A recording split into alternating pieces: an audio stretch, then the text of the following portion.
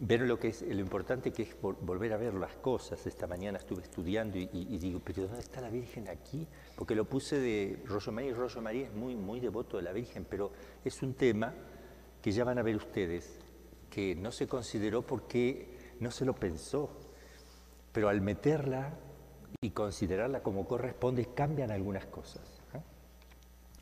Estábamos viendo el juicio universal, el juicio final, distinto del juicio particular, que se va a dar de una manera solemne. Y en el juicio estábamos distinguiendo dos cosas. Una cosa es el juicio llamado de discusión o examen o de discernimiento, que es interpelar, a ver, mirar acá, mirar aquí, análisis de tu vida. Eso es el juicio de discusión, discusión en el sentido no de que yo voy a discutir al juez, sino de razonamientos, de argumentos, de entender, de comprender. Por eso es mejor decir juicio de discernimiento, o de examen de conciencia. Y el otro es el juicio de retribución, que se le dará a cada uno según lo que cada uno tenga. Entonces son dos momentos. El primero es un examen, el segundo la sentencia. El juicio de retribución es la sentencia. Venid benditos de mi Padre, apartaos, la sentencia. Pero está el juicio de discusión en algunas personas, no. Por ejemplo, la Virgen María será también juzgada, pero no con juicio de discusión porque no hay nada que discutir, sino que solo porque se le dará el premio ante todos, mostrando la santidad de ellos, ya, ese juicio. El juicio puede ser negativo o positivo. Voy a juzgar a alguien para elevarlo a la parte más elevada y mostrar a todo el mundo la maravilla de esta mujer. Entonces, ella entra dentro del juicio, todos los hombres, porque hay un principio que dice que todos serán juzgados, menos Cristo. Cristo hombre no. Que su persona es divina, así que va a ser juzgado.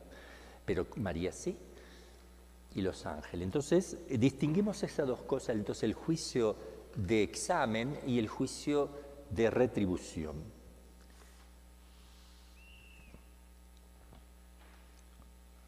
El hecho de que alguien esté delante del juez, eso va a afectar a todo el género humano, sin excepción alguna.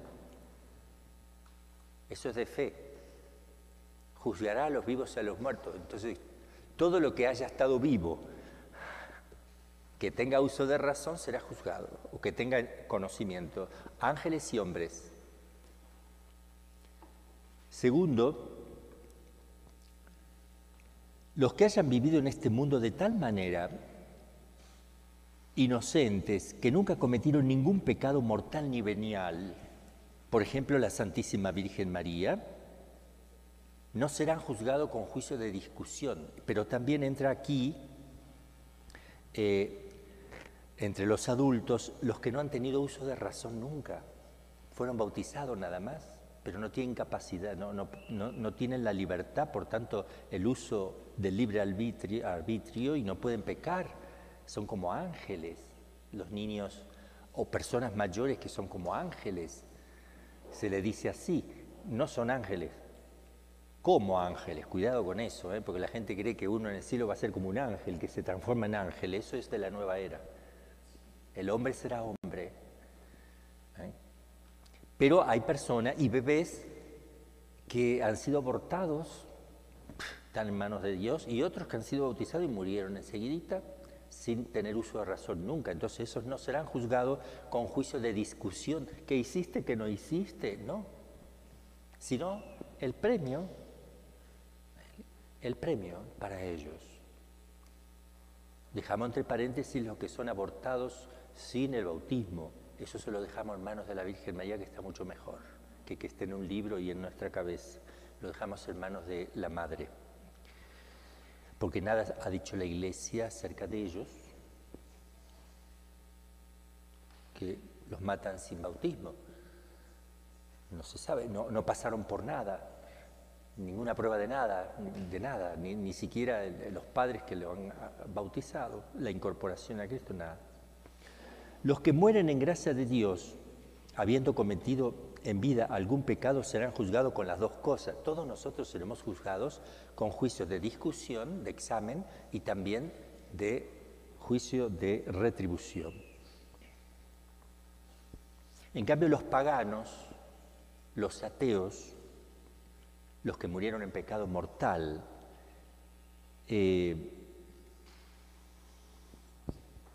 no serán juzgados tampoco con examen y discusión, sino solamente el de retribución,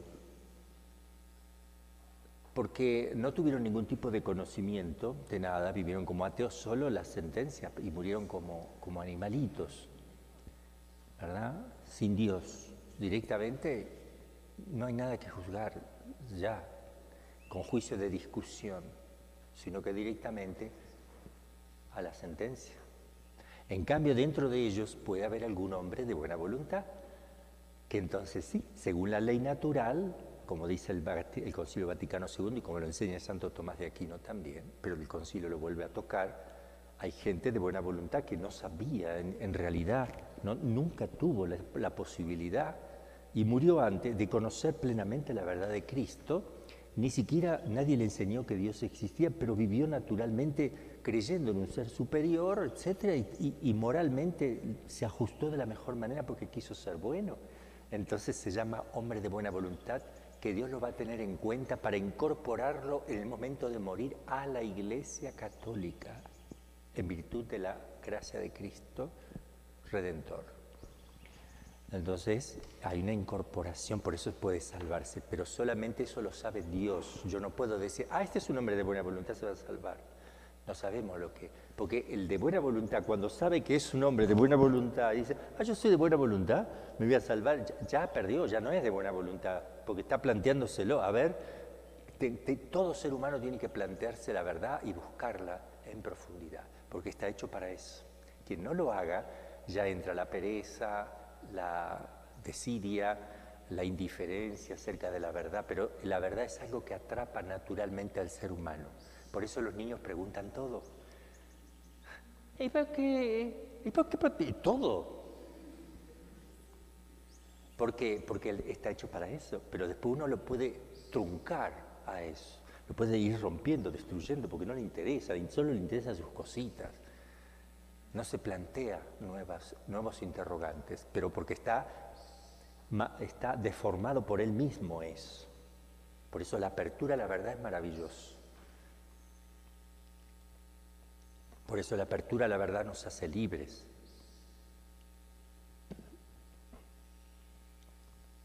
En cambio, todos los fieles que tuvieron uso de razón, que fueron bautizados, que viven su vida cristiana, seremos juzgados con las dos cosas.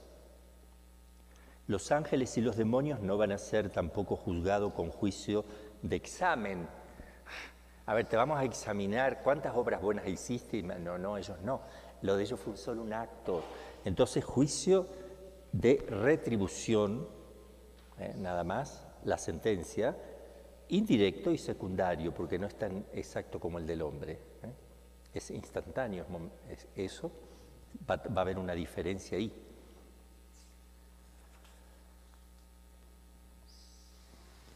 Y el tema de los ángeles y los demonios aparece también que serán juzgados. Esto aparece, por ejemplo, 1 Corintios 6:3. ¿No sabéis que hemos de juzgar aún a los ángeles? Pues mucho más las naderías de esta vida. Entonces, todo pasará por el juicio, quiere decir San Pablo, hasta a los ángeles. Y otro texto, 2 Pedro 2:4, porque si Dios no perdonó a los ángeles que pecaron, sino que precipitados en el Tártaro, los entregó a las prisiones tenebrosas, reservándolos para el juicio. También a los ángeles, de esto es la carta de Judas, no al Iscariote. También a los ángeles que no guardaron su principado, sino que abandonaron la propia morada, los tiene guardados bajo tinieblas en cadenas perdurables para el juicio del gran día. Por tanto, ellos asistirán al juicio, ellos serán juzgados también, y Santo Tomás lo explica, voy a leer acá rapidito, No hay lugar para ningún juicio de discusión con los ángeles y los demonios, porque ellos no como por ahí ha dicho algún teólogo, que los ángeles van pecando de a poquito, se van haciendo malos. Lo decía el padre Fortea, que amigo mío, una vez lo comentó y bueno, no es así. Ellos realizaron solo un acto donde se decide todo, porque no razonan, no tienen razón, no van aprendiendo cosas como nosotros. Ellos fueron creados con la ciencia infusa, entonces no se van haciendo malos. Solo un acto de decisión que los hizo malos o buenos, un solo acto. Por eso no, dice Santo Tomás, aquí lo enseña, no hay juicio de discusión con ellos, de examen, sino solo el de retribución, enseña aquí Santo Tomás. Lo pueden leer solitos, es muy hermoso el texto. Yo, para no alargarnos, no quiero leer lo que después pueden leer, pero es eso, quiere explicar aquí estas dos cosas. ¿Cuál es la causa material próxima o la materia del juicio? ¿Sobre qué cosa va a recaer el juicio? La causa remota es el hombre y los ángeles. Ahora, la causa próxima son los pecados. Lo más propio o específico del hombre es lo próximo. En el juicio final, cada uno de los juzgados verá en su conciencia todas las obras que realizó durante su vida terrena, las buenas y las malas, verá todo, instantáneamente. Este conocimiento perfectísimo ya tuvo lugar en el juicio particular, obviamente que no va a ser distinto del juicio universal, ya estuvo en el juicio particular, pero ahora va a ser conocido por todos, para glorificar a Dios y cantar eternamente, para glorificar a Dios en la misericordia algunos y otros en la justicia, pero todo es glorificación de Dios y el bien de aquellos que aman a Dios. Será como libros abiertos para todos. Acá el libro, en el juicio particular, el libro se abrió para mí, luego se abrirá para todos, pero con algunas salvedades que vamos a decir ahora. A ver, cuando Cristo se presente como juez, imagínense ustedes la bondad de Cristo. O sea, no piensen en el juez severo que tiene cara así de enojado, no piensen así, porque eso es un error gravísimo. Porque Dios es bondad pura, dulce, suave, su corazón es manso y humilde. La bondad misma va a ser, pero tan bueno, su rostro tan bondadoso, y no solo su rostro, todo su ser con tanta bondad, que justamente eso, la bondad tan grande, me hará temblar, de tan bueno que es. Esto es muy importante, es la bondad la bondad en persona, la bondad misma sustancial, la que me va a mirar. ¿Ok? Pero va a ser tan claro todo, que esa bondad va a ser imposible que haga algo. La bondad misma no podrá hacer nada en ese momento, porque lo ha querido hacer aquí. Esto sí también es muy importante. Allí ya. Pero la bondad ese Cristo lleno de misericordia y bondad, lo debemos siempre pensar así. Y al lado de ese juez, pensar a la Santísima Virgen María. Ahora van a ver por qué. Es algo que es una consecuencia lógica, que ella va a estar al lado de él. De hecho, en la Sagrada Escritura dice que los apóstoles también juzgarán a los ángeles. Y si los apóstoles juzgarán a los ángeles y a los demás también, junto con Cristo, que van a juzgar a la Virgen María. Ella, a ver, ¿por qué es juez Cristo? Cristo es juez por dos motivos. Como causa eficiente principal, es juez porque es Dios. Su ser, su yo es divino. Esa es la causa, esa es la razón por la cual Él es juez, porque es Dios. Causa eficiente principal del juicio. Causa eficiente instrumental es la humanidad de Cristo en cuanto redentor. Porque Él fue redentor, puede juzgarnos, porque nos adquirió con su sangre, porque nos redimió, nos rescató y le pertenecemos. Esa es la razón teológica de fondo.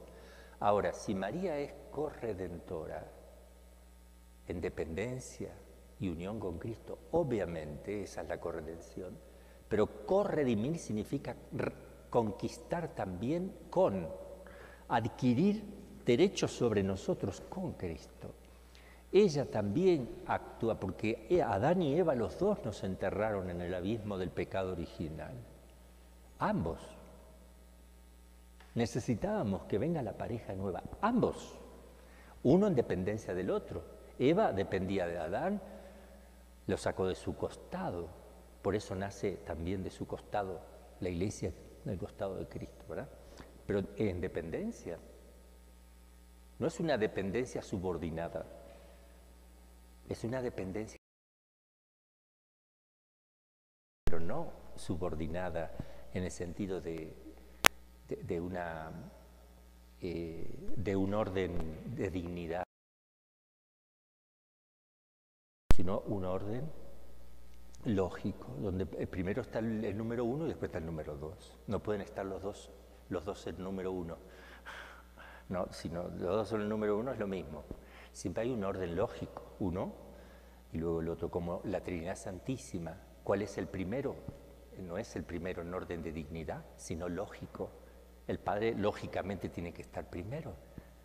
El Hijo no puede estar si no está el Padre. Y el Espíritu Santo tiene que estar después porque es el amor de ambos. Entonces hay un orden lógico. No puedo decir que el Padre sea la segunda persona porque primero estoy yendo contra el dogma. Pero el dogma se apoya en una lógica. Orden lógico. Primero está el varón, segundo la mujer. Por orden lógico. Porque así es el orden que Dios establece. Siempre tiene que haber un orden en todas las cosas creadas. Aquí también. Pero tiene que estar ella como corredentora. Y aquí aparece otra cosa muy importante, que es lo que yo digo que no está considerado. Su papel de corredentora no está considerado porque como no está el dogma todavía, creo yo que lo han pasado. Pero aunque no está el dogma, está enseñado que María es corredentora en la iglesia misma.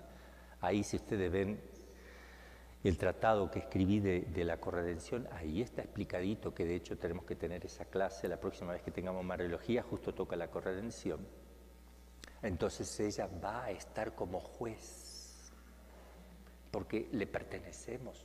Ella es reina. Está definido por la iglesia que sea reina. Y la reina también ejecuta sentencias, porque en el rey están los tres poderes.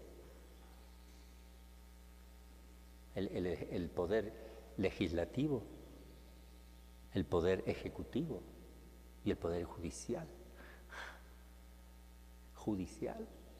Entonces, Cristo y María juntitos, con una belleza y una bondad, la Virgen con toda su bondad y Cristo, los dos.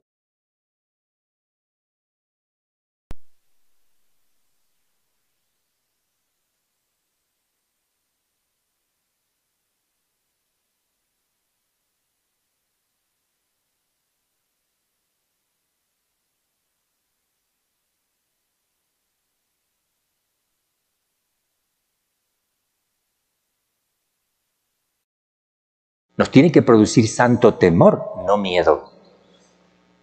Todo esto hay que arreglarlo en la vida espiritual, en el mundo entero, porque el mundo tiene solo dos opciones. El mundo está mirando las cosas de manera muy diversa. Ve sentencias. Por un lado ve sentencias y por otro no sabe amar, ni sabe lo que es el amor. El juicio, fíjese cómo todo es juicio, sentencia, condenaciones.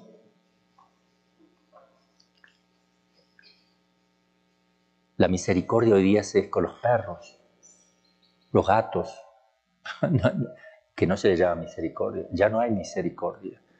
Solo la Madre Teresa de Calcuta, por decir así solo, porque no. Pero fundamentalmente las hermanitas de la caridad sí hacen obras muy claras de misericordia con los seres humanos. Ellas no se dedican a rescatar animalitos, que no digo que no esté bien rescatar animalitos, pero no es lo principal a lo que Dios nos está... O sea, el ser humano normal, si tiene un perrito que está muriéndose de hambre y tiene un ser humano al lado, primero va a socorrer el ser humano. Y se va a preocupar primero por el ser humano, luego por el perrito. Un orden también que es muy importante distinguir. Por la dignidad, porque no podemos poner al hombre al nivel de un animal. Es justamente toda la ciencia moderna, hablo de la psicología incluso, y fundamentalmente, pero también todo tipo de ciencia natural, antropológica, todas las que están relacionadas con el hombre, la medicina, están viendo al ser humano como un animal más desarrollado. Por eso hacen experimentos todo de tipo puramente material, orgánico nada más. No se tiene en cuenta el alma, no se tiene en cuenta que hay una diferencia esencial. Y muchos creen que solamente poner el hígado de un cerdo al ser humano, que es lo mismo. El ser humano es un cerdo un poco más desarrollado que el cerdo que no levanta la cabeza hacia arriba. Pero no es así. Bueno, no digo que no pueda usarse, sí, pero hay que tener cuidado, ¿verdad? Por la dignidad del ser humano. No puedo poner cualquier cosa en el cuerpo de un ser humano.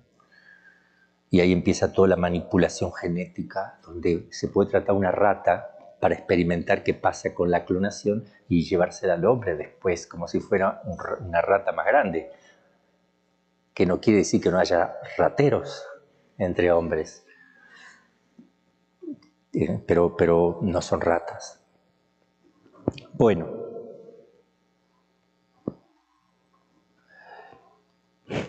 me perdí por donde estaba. Materia próxima. Bueno, el juicio final, cada uno, bueno, será como un libro abierto. Entonces decíamos que a Cristo hay que mirarlo como un juez, mirar la bondad del juez y la bondad de la jueza, de la Santísima Virgen al lado del juez. Por eso ella va a intervenir, por eso ella va a abogar en favor nuestro. Sino que tendría que ver ella. Fíjese cómo está toda la teología, está enseñando eso, pero llega el momento y no aparece ella. Ella es abogada nuestra. Ella va a estar ahí para hacer travesuras, por decir así. Pero Jesús también las va a hacer con su Padre. Y su Padre le encanta las travesuras. Hay una complicidad ahí también. Esto no falta a la verdad ni falta a la sentencia justa. También. Pero acuérdense que Dios no es pura justicia, es justicia pura, pero también es misericordia pura, o es pura bondad, es la bondad, es el amor también. Entonces, nosotros no conocemos lo que es la justicia en sí misma.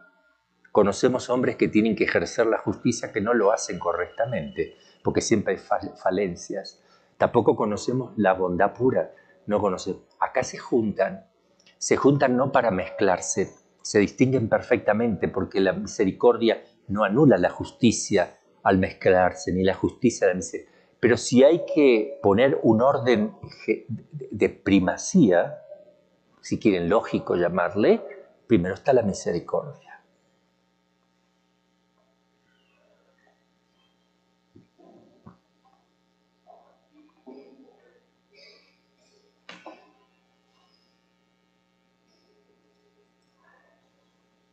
Hay una dificultad.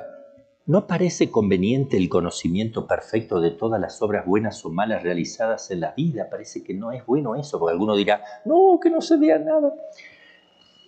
Porque el recuerdo de los pecados cometidos entristecerían a los bienaventurados. Ay, que no muestre eso, que... Perdón, Señor, pareciera que los bienaventurados van a sufrir una penuria, ya están bienaventurados en el cielo, y ahora los tienen que llevar a una humillación. Y lo mismo, los condenados, cuando muestren alguna cosita buena que han hecho, ya le va a servir para aliviarles. Esa es la dificultad. Respuesta, maravillosa respuesta de Santo Tomás, ¿verdad? Los bienaventurados en la patria están de tal manera sumergidos en el gozo que no puede haber en ellos lugar para el dolor. Más bien se gozarán de la divina misericordia que les perdonó aquellos pecados. Al contrario, cuando lo muestren serán felices. Mira, ¿de qué me salvó? Lo mirarán de otra manera.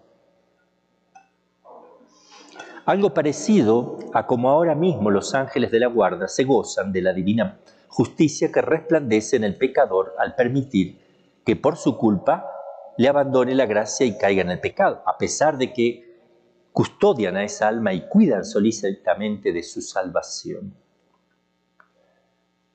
Lo mismo hay que decir de los condenados. Cuando los condenados vean las cosas buenas que hicieron, no va a ser para aliviarles. Eso les va a producir un tormento. Mirá yo cómo podría haber hecho todo al revés. Cada uno de los juzgados verá claramente la conciencia ante todos los demás con todas sus buenas y malas obras, aunque hay excepciones, que ya lo vamos a poner, con los pecados que fueron confesados, ¿verdad? Que eso lo vamos a poner, algunos santos, padres también lo han mostrado, lo han dicho, y pareciera lo más lógico que haya cosas que porque Dios solo las conoce y porque fueron confesados y confiados al juez, fueron aniquiladas en la misericordia. Solo se mostrará que esta persona ha sido un gran pecador, pero no el detalle. Eso piensan algunos. A juzgar por la descripción del juicio final hecha por el mismo Jesucristo en el Evangelio, pudiera pensarse que solo se nos juzgará sobre el ejercicio de las cosas externas. Venid a mí, benditos de mi Padre, porque tuve hambre, me diste de comer, por cosas exteriores concretas. No, esto es un ejemplo que pone Jesús muy simple para que entendamos a nuestro nivel que cada cosa tendrá su paga, pero vamos a ser juzgados de todo movimiento interior, de nuestra imaginación, de nuestros sentimientos, de nuestros afectos.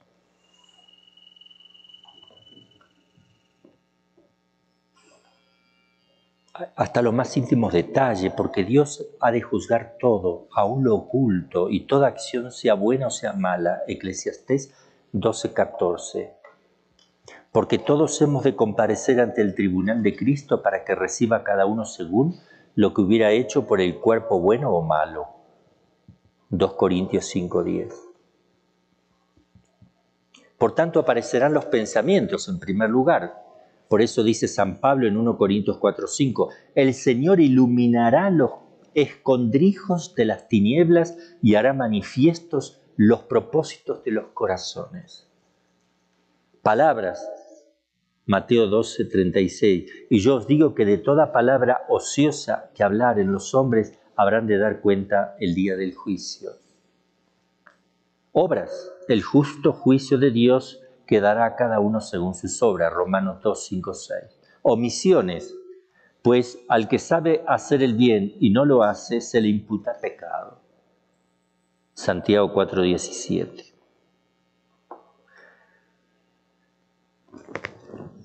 Y San Juan Bosco decía entonces de que no serán conocidos esos pecados, pero también lo dice San Alfonso María de Ligorio.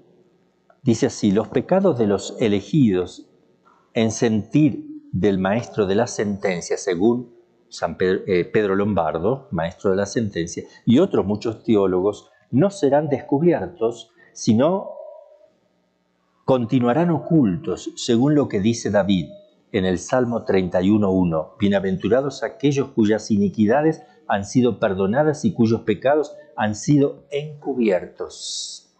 Hay un fundamento bíblico. No sé, yo de chiquito me quería así. Me lo enseñaron de chiquito y yo digo todo en la confesión. Si puedo, todo, hasta todo. A nadie sabrá nada de mí. Digo todo. Y me quedó de chiquito, de haber tenido 12 años cuando escuchaba esto. Y sí hace mucho bien al alma, porque uno valora la confesión, ¿verdad? Hasta los últimos detalles, bien, no por escrúpulo, sino que realmente lo que es, porque si uno confiesa lo que podría ser o lo que cree que tal vez podría ser, está mal hecha la confesión. La confesión tiene que ser sobre cosas que mi conciencia vea realmente que es así, si no lo debo poner como duda. Y si lo pongo como duda, ya no es un pecado, Solo lo tengo que entonces que preguntar o presentarlo como una duda al confesor. Pero si ya estoy dudando, no hay pecado sobre cosas dudosas. Dudo si pequé o no, entonces no pecaste. ¿Por qué? Porque el pecado tiene que ser consciente y voluntario. Dudo, no sé hasta qué, no sé si llegué a, entonces no pecaste. Después también hay que tener en cuenta la conciencia de cada uno, porque hay personas laxas que no ven pecado en ningún lado y se comió todo lo que había en el refrigerador y después piensa que estaba reservado para sus hermanos, todos los pasteles que había metido adentro. Después piensa, ¿habré pecado? Yo no tengo dudas de porque sí tenía hambre, ¿no? En cambio, el escrupuloso pasó al lado del refrigerador, olfateó de afuera y pensó que ya había comido lo de adentro, ¿no? Entre las dos personalidades siempre es preferible el escrupuloso al laxo. El laxo es muy difícil que vuelva a adquirir, por eso que hay que tener mucho cuidado y examinar bien la conciencia, porque una vez que uno se le endurece la conciencia, se encallece, se vuelve laxo, duro, es muy difícil después ser delicado con las cosas de Dios. El escrupuloso, que está más atento, aunque por miedo, tiene miedo. No ha entendido el amor. Tiene miedo. Ya se irá corrigiendo cuando va creciendo el amor, irá corrigiendo, pero le va a quedar la delicadeza del amor. En cambio, el otro no le va a quedar delicadeza. Sí, hay que tener cuidado, ¿eh? de ser más cuidadosos en las cosas del alma.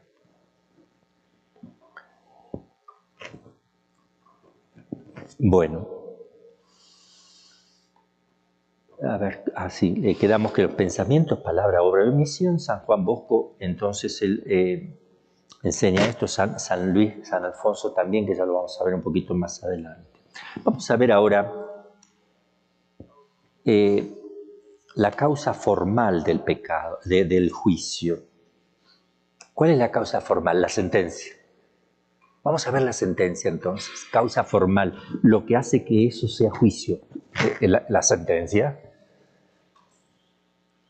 Eso es causa formal de algo, es la forma de la cuestión, o lo sustancial, si quieren, porque sustancia y forma se conforman. Ustedes estudiaron filosofía, ¿verdad? Ya, todo esto ya los hermanitos, claro, la gente de esto lo manejan bárbaro. A ustedes les va a costar un poquito.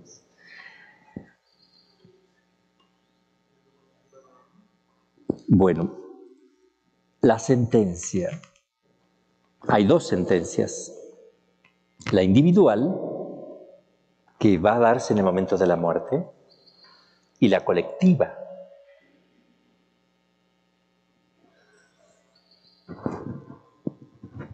¿Cómo se pronunciarán estas sentencias? También, por ejemplo, va a haber juicios también colectivos. Por ejemplo, la ONU, como ONU. Además de cada uno, esta familia como familia. Frisidín, venga acá. Fue el hermanito, No, como Frisidín. Como familia de sangre. Familia. A ver, tú, como padre de familia, pero también toda la familia. O sea, todo va a quedar a la luz. Los organismos, estos que se parecen, que se muestran como santos salvadores de los niños, que son movimientos más bien pedófilos, muchos, todo quedará patente.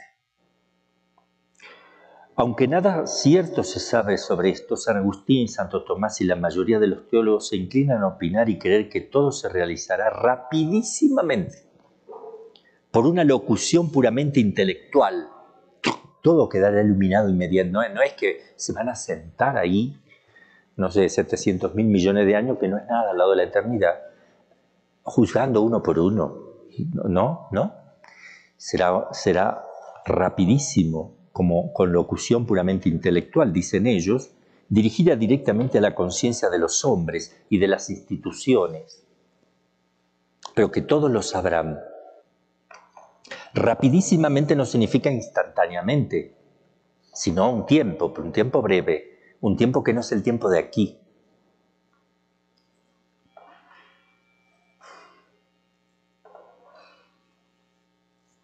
No hace falta lo vocal. De hecho, los ángeles no hablan. Sí hablan, a su modo. Se comunican, sería más preciso.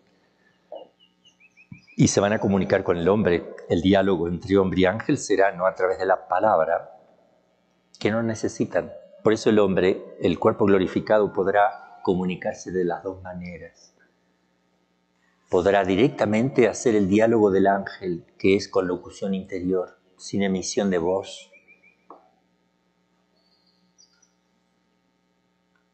O entre los hombres con la emisión de la voz también. Causa eficiente del juicio. La causa eficiente primaria ya dijimos que es Cristo como Dios. La causa eficiente, el que produce el juicio. Y secundaria, la causa secundaria, Cristo en cuanto hombre, ya lo dijimos. Y en cuanto hombre porque es redentor. Esto es muy importante para que entendamos por qué Él me va a juzgar, porque me rescató. Porque soy de Él. Porque su sangre me exige a mí el responderle a esa sangre. Él será Cristo Redentor, el juez de vivos y muertos. Primero cuanto Dios y después en cuanto hombre. Esto lo dice la Escritura. Hechos 10:42. Ha sido instituido por Dios juez de vivos y muertos. ¿Por qué de vivos? Porque, como dice San Pablo, que cuando venga Cristo, algunos van a estar... La venida de Cristo va a sorprender a algunos en la tierra. Entonces, para incluir que todos serán juzgados, no solo los que han muerto, sino los que están vivos en el momento que Él baje. Que no morirán, sino serán transformados. O porque la muerte siempre se va a dar. Se le sale el alma y llega y se mete de vuelta, no sé cómo será. Ya hemos visto ese tema en la resurrección de los muertos, ¿verdad? Pero cuando Él baje, entonces habrá algunos, por eso ponen juez de vivos y muertos. Y San Pablo nos dice que todos hemos de comparecer ante el tribunal de Cristo, para que reciba cada uno según lo que hubiera hecho por el cuerpo, bueno o malo. Por eso, por esta razón del supremo dominio que Cristo tiene como Redentor sobre cada uno de nosotros, es que es nuestro juez. Por eso ponemos a la Santísima Virgen como corredentora, tiene que estar. Acá hay un problema, es maravilloso que ella entre aquí, por eso ella aboga en favor nuestro, por eso ella puede meter por la ventana al que San Pedro le cerró la puerta, porque Pedro no le va a poder decir nada, porque ella está por encima de San Pedro. Ella juzga a San Pedro.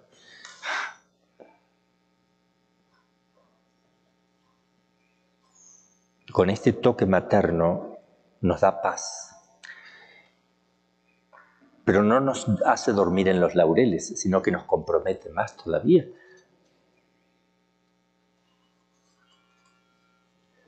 Toda obra que Dios hace fuera de su interior, de sus acciones intrínsecas, fuera, las realiza como uno y no como trino separado.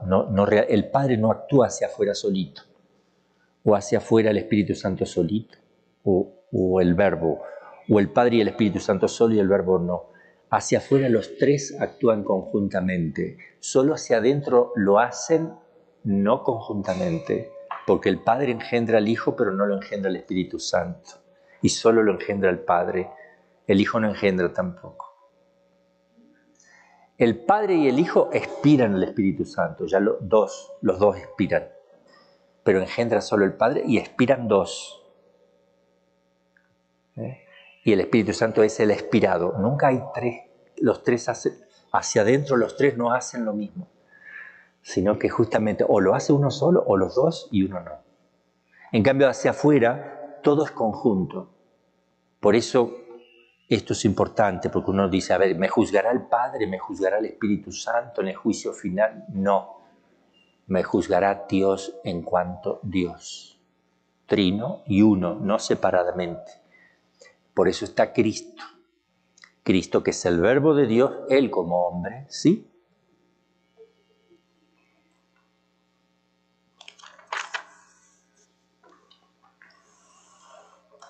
En cuanto a hombres, entonces, en cuanto a Dios, me juzga Dios, no ninguna de las personas sola.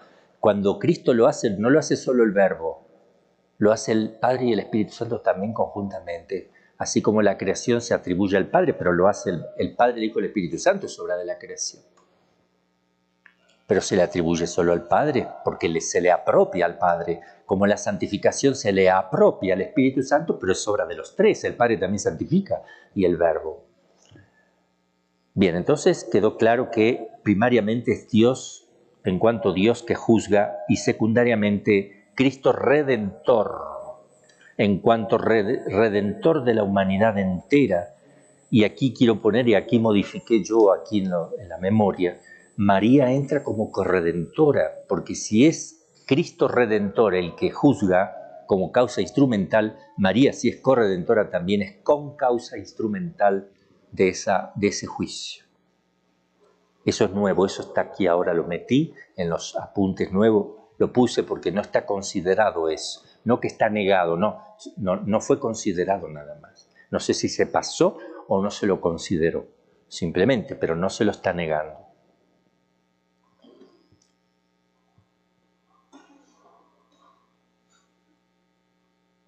Cristo juez aparecerá con su humanidad gloriosa ante todos los hombres, buenos y malos, también María. Ahora uno dice, ¿acá sí? ¿Que los demonios lo van a ver a Cristo? ¿Y van a ver a María? Por desgracia de ellos, sí. No van a ver la esencia divina porque no pueden. Pero pueden ver la humanidad de Cristo y la humanidad de María, por desgracia de ellos.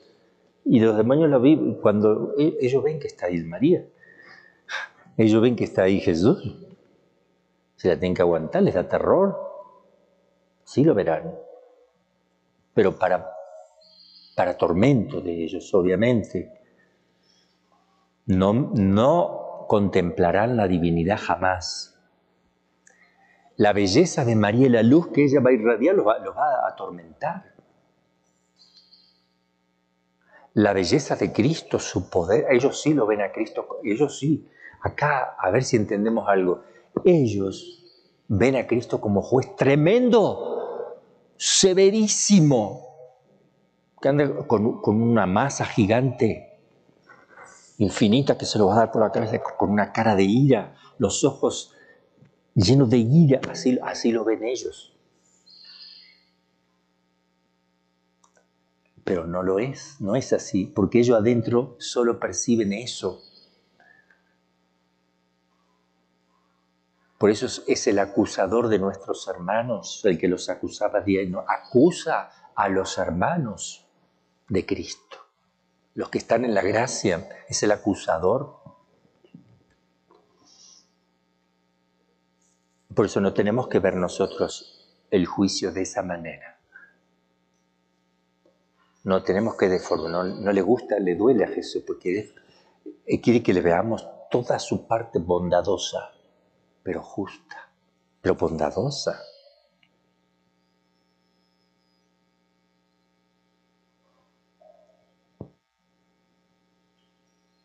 Y contra los que van en contra de interpretar la misericordia de forma incorrecta, que uno dice, no, Dios va a ser tan bueno que no va a pasar nada, Él dice, no, te pasa igual.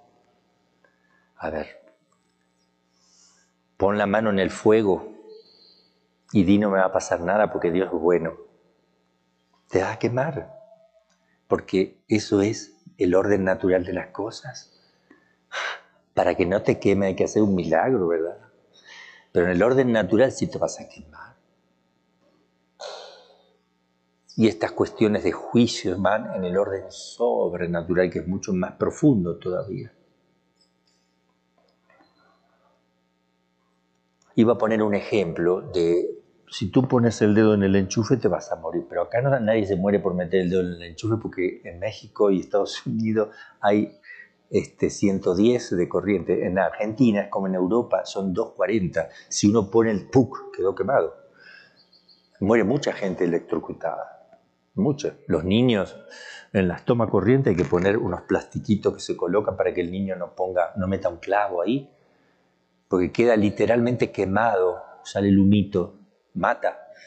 Acá no, gracias a Dios. Yo fue una sorpresa cuando llegué a México, digo, veía al electricista y digo, no corta la electricidad, no, apenas tira un golpe. 110, cierto. Hasta que me acostumbré, ahora ya no me da miedo, pero cuando voy a la Argentina digo, cuidado, me tengo que pensar, no, acá no es como...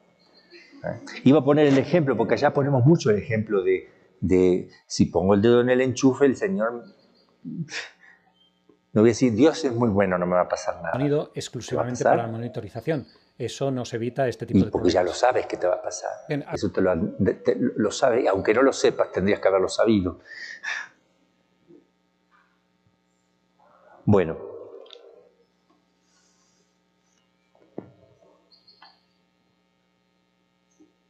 Una dificultad. La visión de la gloria de Cristo se promete a los justos en premio a sus merecimientos. Por eso dice Isaías, tus ojos verán al Rey en su magnificencia. Luego no parece convenga que le vean también los malos en el momento del juicio. Ya lo dijimos a eso, ¿verdad? Que lo verán para su mayor tormento. Perdón, ya lo habíamos visto, me fui para atrás. La palabra juicio es analógica, se entiende de varias maneras. Vamos a poner 4 maneras que se entiende la palabra juicio. Está el juicio comparativamente hablando. ¿Qué es eso? La sola presencia de los buenos será un juicio para los malos. En ese sentido, comparativamente se habla de juicio, porque ¿quién va a juzgar el hecho de que el bueno se ponga acá y todos vean la bondad? Los malos verán su maldad, su propia maldad. Entonces, de esa manera habrá un juicio también, comparativo. Que si viene la Virgen María a convivir con nosotros acá, nos vamos a sentir grandes pecadores, ¿verdad? Pero nadie te va a condenar, ¿no? Solo tú te das cuenta. A esto nos referimos. Entonces, comparativamente ya hay un juicio. Interpretativamente también, ¿en qué sentido?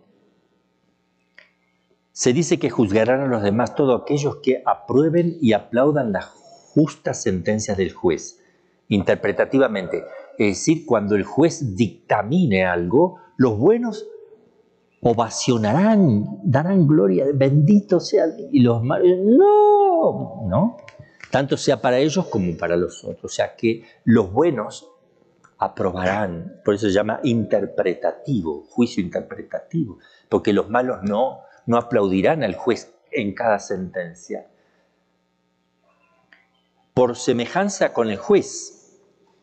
Por eso se dice aquí que juzgan todos aquellos que se sientan en lugar eminente como asesores del juez.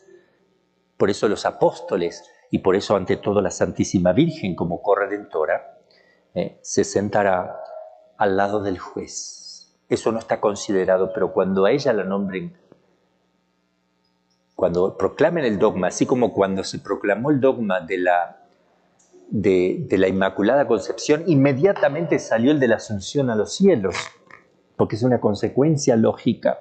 Aquí también cuando se proclame el dogma de la corredención, instantáneamente se tiene que proclamar otras cosas, no sé si dogmas, pero sí enseñanzas de la Iglesia muy claras. Ella también será juez, junto al juez supremo, en dependencia del juez, porque ella también corredimió al hombre, y entrarán muchas cosas que se sacarán como conclusiones. Hay muchas. Esta es una.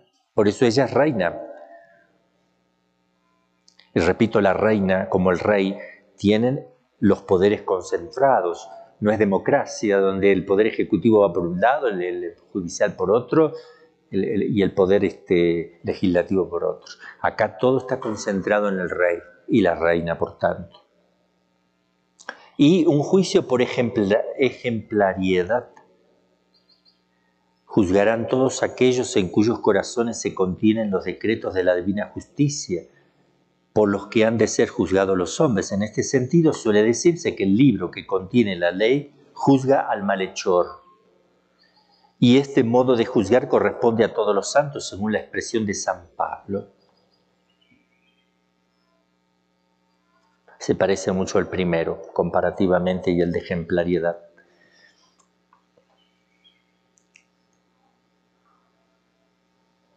Bueno, el juicio, la sentencia que es la parte final del juicio, en la sentencia está esencialmente el juicio, en ese acto de la sentencia. Esa sentencia se puede dar por propia autoridad que le corresponde a Cristo, que es Dios y hombre y como hombre redentor, entonces es por propia autoridad que la tiene. Es decir, porque Él es Dios y porque redimió al hombre.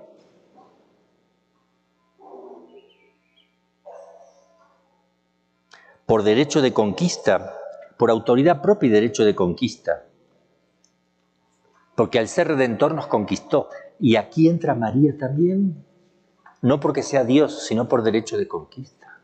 Pero podríamos decir que es porque sea la madre de Dios. ¿Ah, la madre? Sí, la madre. ¿Le puede faltar algo a la madre que si es la madre de Dios, el Hijo? Fíjense que hay algo impresionante lo que estoy diciendo. Claro, es criatura, pero es la madre. Por un lado no dice que es criatura, pero por otro, ojo, que es la madre y Dios le obedeció. Es raro.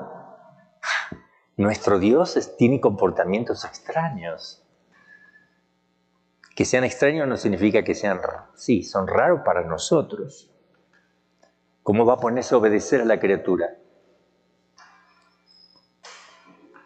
Locura de amor se llama. Dios realiza cosas maravillosas, no necesita que le aplaudan. Él se pone a obedecer a la criatura, Dios mío. Y nosotros queremos que nos reconozcan lo que hacemos, que nos vean justo en el momento, ¿no?, apropiado. Y Él se despojó, pero además obedece. Entonces, ojo, por propia autoridad Cristo, al ser verbo de Dios, y por derecho de conquista, al ser redentor además, porque ha conquistado, es juez. María, por ser la madre de Dios en primer lugar, y por derecho de conquista, por conquistar junto con su Hijo, también lo es. Esto es lógica, esto es teología, es conclusión teológica. Esto es para hacer una tesis que revolucionaría. Y después por transmisión de la sentencia del juez. El juez puede transferir esa sentencia a otros. Comparte su sentencia con los apóstoles. Yo digo San José primero. San José primero. Después los apóstoles. Porque San José está por encima de todo patriarca y de todo apóstol y de toda tribu. A él se le debe el culto de protodulía. Está por encima. Entonces, él tiene que estar también, primero, y después los apóstoles. San José juzgará, que es otra de las cositas también que puse aquí. Por lógica, por teología. Si están los apóstoles, él está por encima de los apóstoles, está porque también me lo enseña la teología. Pero acá no está puesto que también él, primero él, juzgará. Por delegación, junto con Jesús, compartiendo. Pero ellos podrán, en el juicio de examen, podrán decir, tac, y Jesús mirará como el otro va indicando aquí todo rapidísimo, pero se va dilucidando todo con la intervención de estos santos, que son buenísimos, que no hay que tener terror, sino santo temor al juicio, santo temor al juicio, no terror. María es reina de los apóstoles. Si los apóstoles van a tener ese derecho por transmisión de Cristo, obviamente que la reina ni se lo tiene que transferir el Señor porque ya está transferido. La reina ya lo tiene por sí. Ya le fue concedido eso.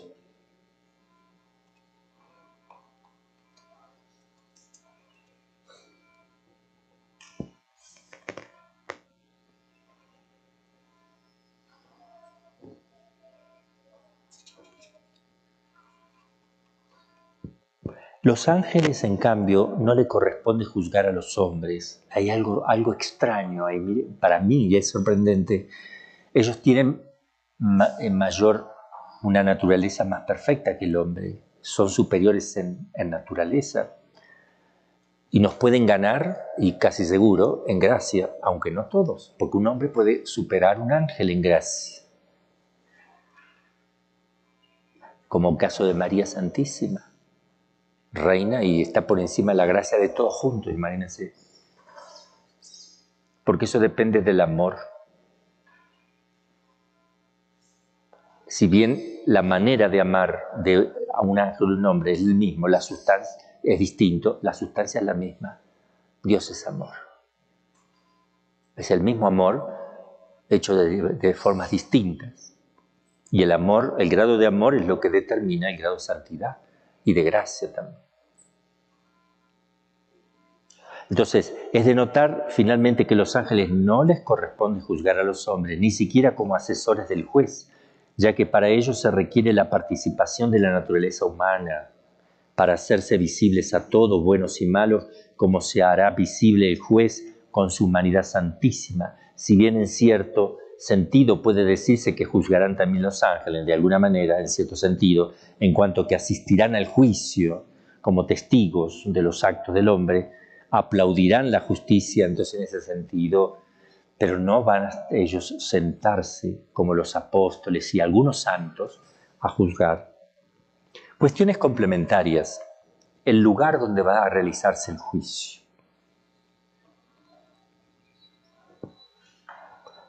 Bueno, en el cielo no va a poder ser, porque ahí no van los condenados. Tampoco puede ser en el infierno, porque ahí no van los bienaventurados.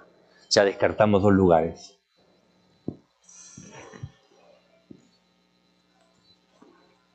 No se sabe si será sobre la tierra que conocemos aquí,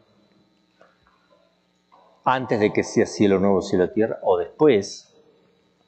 No se sabe nada con certeza. Es un misterio.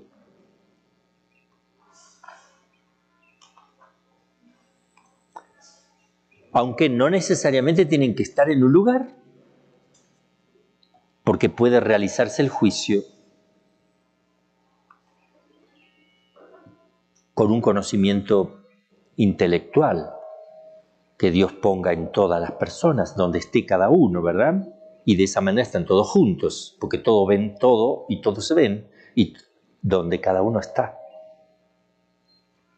También tenemos que hablar de que puede haber una presencia operativa, donde uno realiza una acción sin estar en el lugar sustancialmente. El profeta Joel pone en boca de Dios estas palabras, dice así: reuniré a todas las gentes y los llevaré al valle de Josafat. Son imágenes, ¿verdad? ¿Cuál es el valle de Josafat? El torrente Cedrón, que pasa debajo del pináculo del templo, donde pasó Cristo para ir al huerto de los olivos.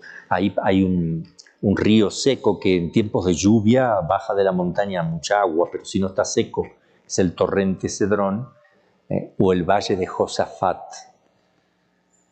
Reuniré a toda la gente y los llevaré al valle de Josafat y discutiré con ellos, juicio de discusión, de examen, discutiré con ellos la causa de mi pueblo y de mi heredad Israel, que ellos dispersarán entre las naciones, repartiéndose mi tierra.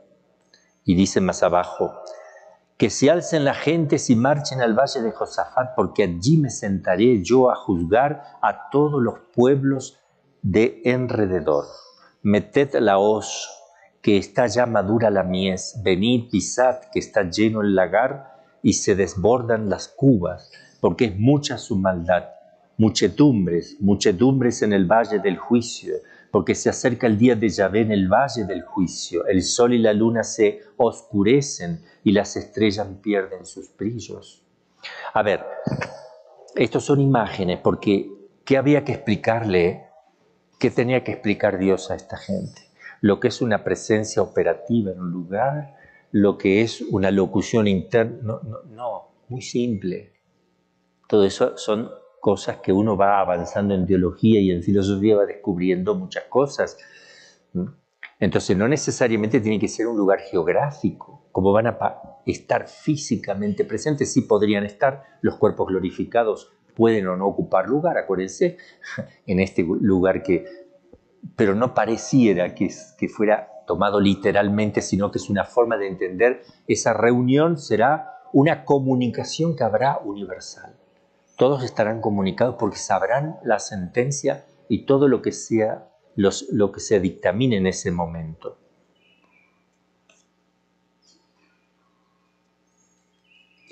En hebreo la palabra Josafat, el valle de Josafat, significa Dios juzga.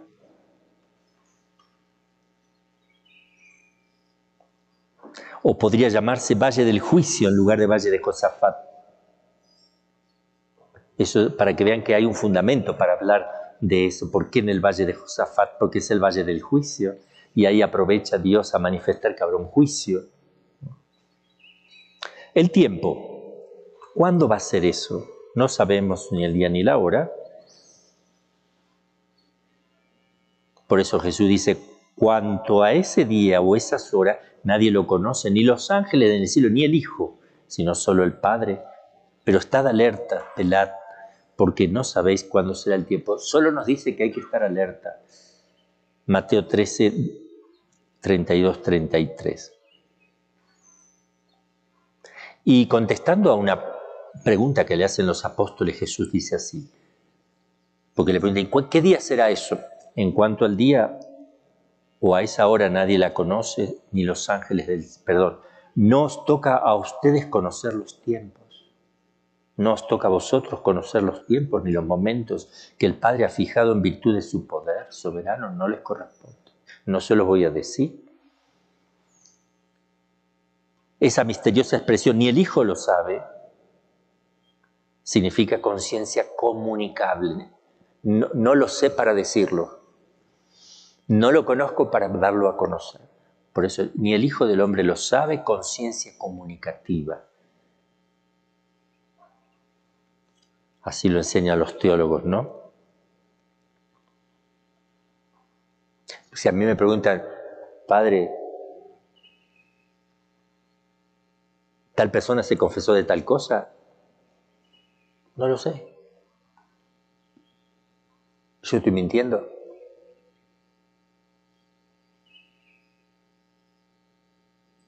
No lo sé, conciencia comunicable. Yo no lo sé como hombre. No lo puedo decir, no puedo decir nada.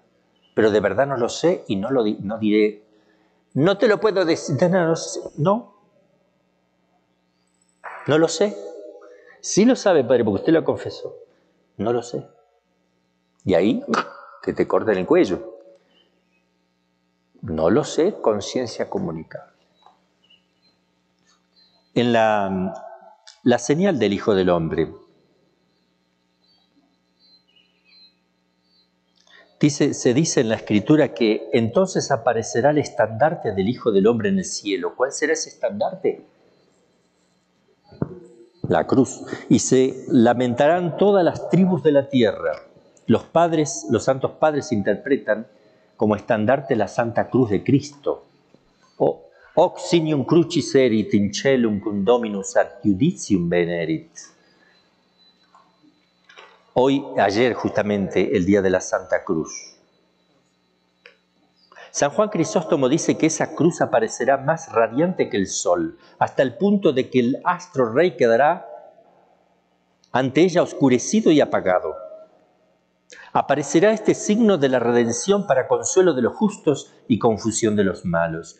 Principalmente quedarán confusos y avergonzados los judíos y gentiles, dice él, porque le rechazaron, que se escandalizaban de la cruz de Cristo e improperaban por ellos a los cristianos. Ojo que aquí ya se supone la conversión de los judíos. Ahí se le pasó a San... Pero podemos entender también los que no quisieron convertirse, ¿no? Santo Tomás añade que la presencia de la Santa Cruz mostrará la justicia de la condenación de los malos por haber rechazado tanta misericordia, principalmente la de los que de manera tan injusta persiguieron al mismo Cristo. Probablemente la cruz aparecerá cuando ya están congregados los hombres para proceder al juicio final, aunque la Escritura parece indicar que aparecerá un poco antes, siendo el estandarte del Hijo del Hombre como el punto de cita y concentración de toda la humanidad para comparecer en el juicio. En Medjugorje se habla de un signo que habrá continuo, que nadie lo podrá destruir hasta el fin del mundo. ¿No será la cruz? Una cruz de luz. Digo yo pienso, porque allá sí hay cosas extrañas con la cruz. ¿Qué ibas a decir, Simón? A ver, pero que te escuchen todos. Ahí te va a escuchar solo los que están aquí. Espera que te pasen el micrófono.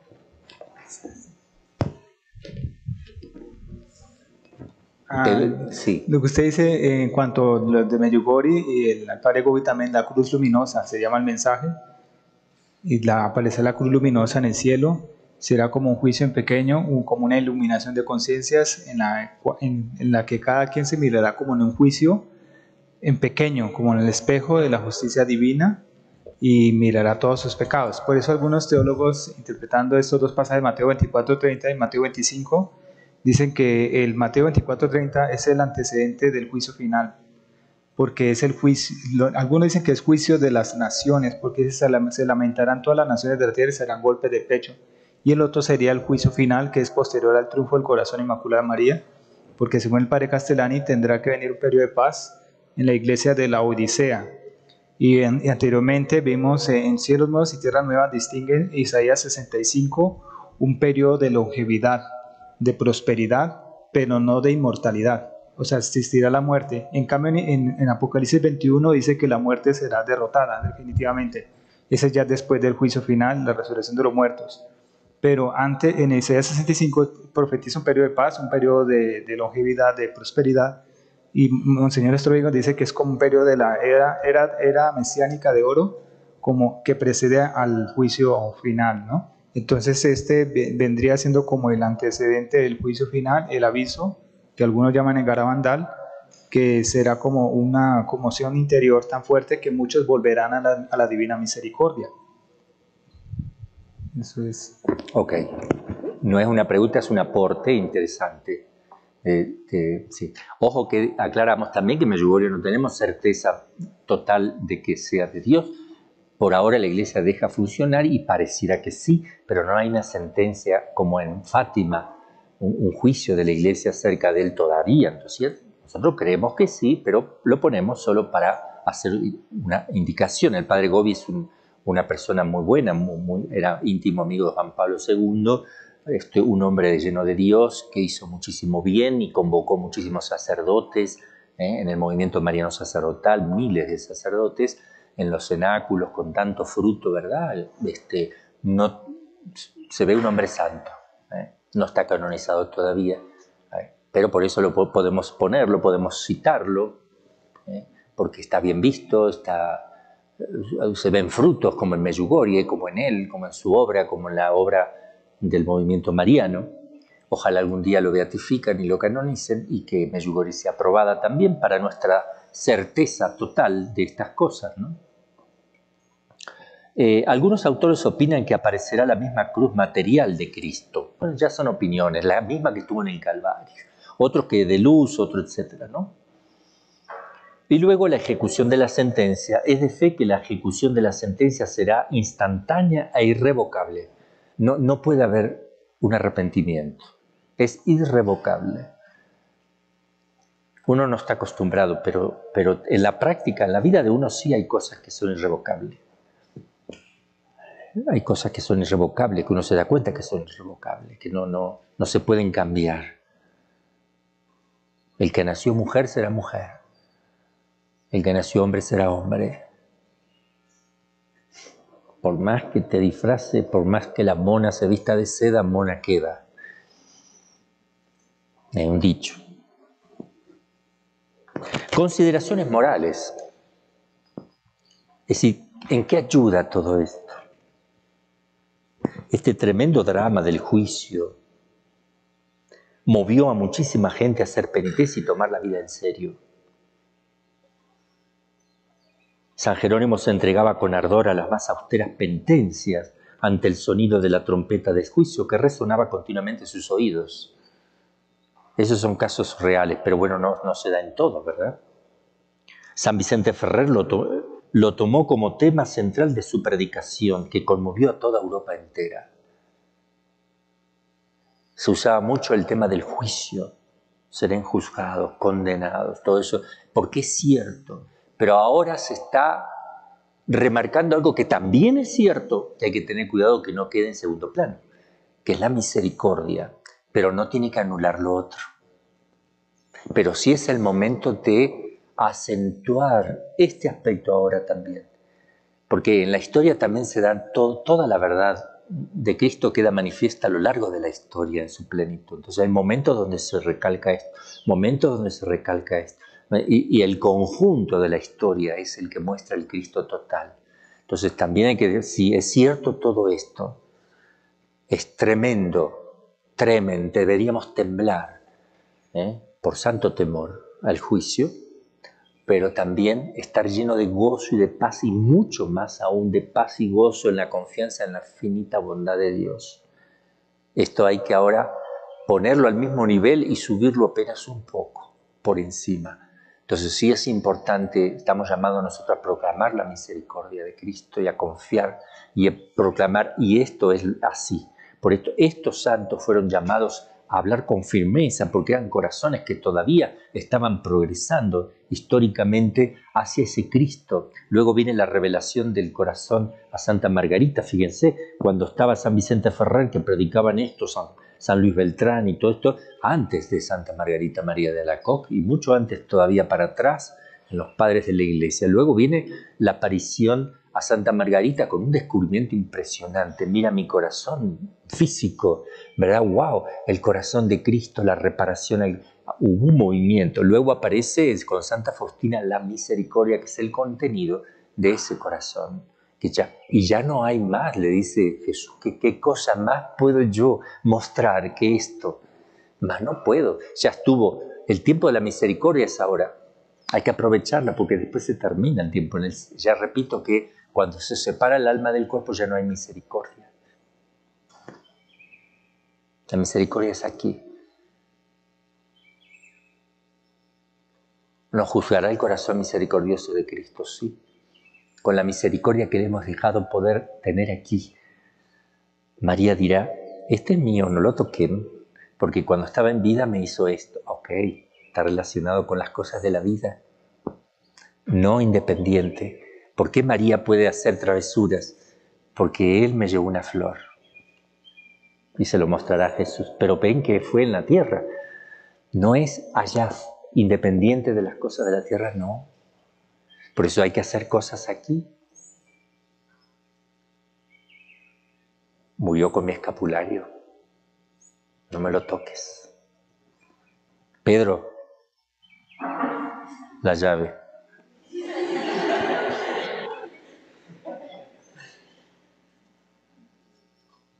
Esta es una flor puesta por mí para el trono de Dios, no debe estar en el infierno. Mis flores no pueden estar en el infierno. O sea que en consecuencias lógicas, piensen, no tenemos que tener certeza temeraria de la salvación. Dice, yo me voy a salvar igual. No, eso no. Santo temor, tampoco desesperación de salvarme, no tampoco. Confianza en la salvación, sí. Confianza plena en Dios, sí. Certeza matemática, no. Ayuda, entonces, los santos lo han utilizado. La Santa Iglesia también usa este tema de la muerte con el dies irae. Acá tengo yo, día de ira aquel que consumará al mundo por el fuego, reduciéndolo a cenizas como canta David con la sabila. Cuán grande será el temor cuando aparezca el justo juez dispuesto a escudriñarlo todo hasta el menor detalle. La trompeta esparcirá su tremenda voz por los sepulcros del mundo entero, obligándonos a todos a comparecer ante el trono del juez. La muerte y la naturaleza se llenarán de asombro al ver resucitados a todos los hombres para responder de sus propios actos ante el juez. Se abrirá el gran libro en el que todo está escrito y por él que ha de ser juzgado el mundo. Luego que el juez ocupe su trono, aparecerá todo lo oculto, sin que quede nada impune. ¿Qué diré entonces, miserable de mí? ¿A qué patrono invocaré cuando apenas el justo estará seguro? Rey de inmensa majestad, puesto que salva a quien quiere, sálvame por tu piedad. Recuerda, oh buen Jesús, que por mí bajaste al mundo, no me pierdas en aquel día. Buscándome te llenaste de fatiga, en la cruz me redimiste, que no sea baldío tanto esfuerzo. Oh justo juez ofendido, confío en que me perdones antes del día de la cuenta. Doy gemidos como reo, la culpa avergüenza mi rostro. Perdona, oh Dios, a quien te pide perdón. Tú que absolviste a María Magdalena y escuchaste al buen ladrón, has abierto mi corazón a la esperanza. Mis súplicas no son dignas, pero tú, Señor, que eres bueno y misericordioso, líbrame del fuego sempiterno. Admíteme entre tus ovejas y apártame de los cabritos, colocándome a tu derecha. Rechazados los malditos y al fuego eterno lanzados, llámame con los benditos. Te pido suplicante y lloroso, con el corazón contrito y destrozado, que veles por mi fin dichoso. Oh, qué día luctuoso aquel en que el hombre reo resucite del polvo para ser juzgado. Oh Dios mío, perdóname. Misericordioso Señor Jesús, dadles a todos el descanso eterno. Amén. Lo que sigue aquí, la imitación de Cristo, San Alfonso y el Padre Félix, son reflexiones acerca del juicio y cómo prepararse. Son cosas muy lindas que podrán a ustedes ayudarle. Ahora terminamos este tema y vamos a la página 259.